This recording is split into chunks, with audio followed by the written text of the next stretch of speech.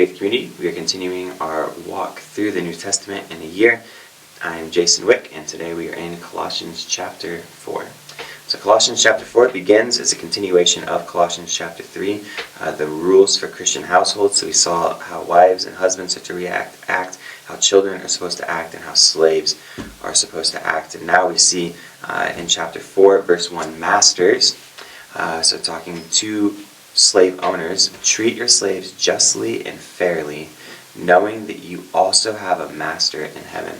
And so although slavery is something that we hopefully are not participating in today, it's something that for much of our society, for all of our society, has been unjust and unfair and evil. This is in the culture of Paul's day. There is also slavery. It's a reality that was there. It's a reality that happened. But Paul wants to make sure that his readers are understanding the reality behind what it is they're doing. The Old Testament gives instructions on how masters are to treat slaves, and make sure they treat them with justice, make sure they treat them with mercy, make sure they understand that those are human beings created in the image of God. And so Paul gives instructions here, and he wants them to be treated justly and fairly. And we get a hint as to why this becomes an important cause for Paul. If you turn to verse 7, we see that Tychicus will tell you all my activities. He is the beloved brother and faithful minister of our servant and fellow servant in the Lord. And Tychicus is someone who delivered this letter to the Colossian people. He delivered the letter of Ephesians to the Ephesians, and he also delivered a small letter, which we're going to get to later in our walk through the New Testament, called Philemon. And Paul had began a wonderful friendship and relationship with a runaway slave named Philemon.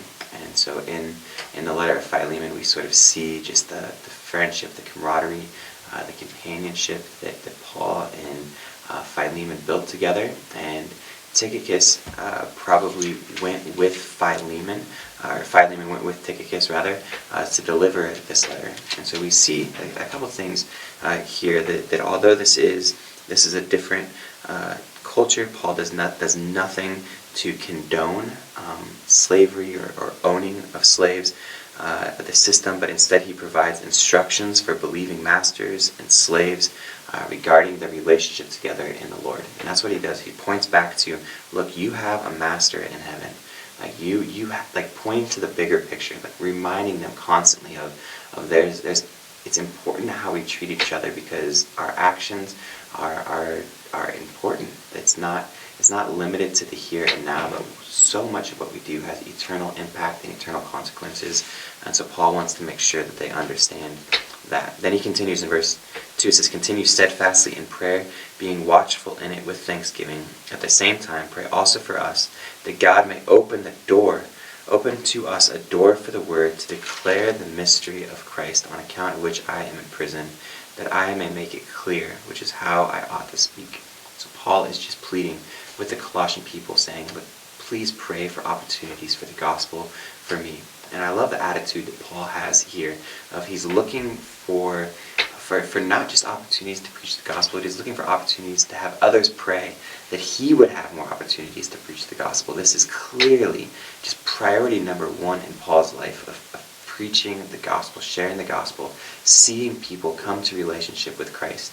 And so as we look to the world around us, and as we see things that are happening that are unjust, as we see things that are unfair, as we see things that are wrong, evil is winning, we have to understand the only way to prevent that is by bringing in the gospel. And so we look for opportunities to preach the gospel. We look for opportunities to clearly share the gospel.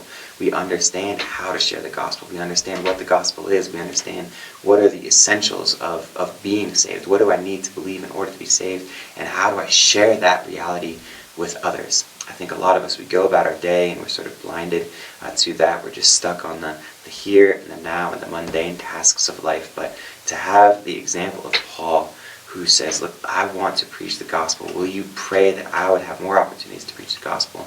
And if we put on that mindset as well, so much good can happen in our families, in our neighborhoods, in our community, and in our nation.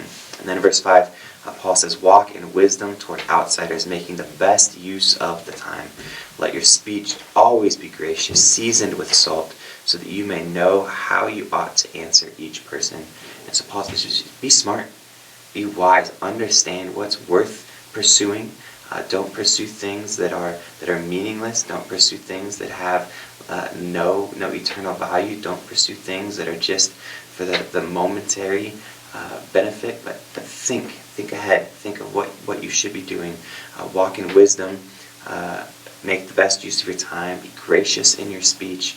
Season with salt, and then know what you ought to, the answers you ought to give to each person. And so I think we can take that same mindset. We could pray, God, give me this same spirit, give me these same desires, give me this passion, so that I can be a light to the world, so I can be salt to a world who desperately needs it. And that's my prayer for myself, and that's my prayer for you. And hopefully we can live this out together. God bless. Have a wonderful day.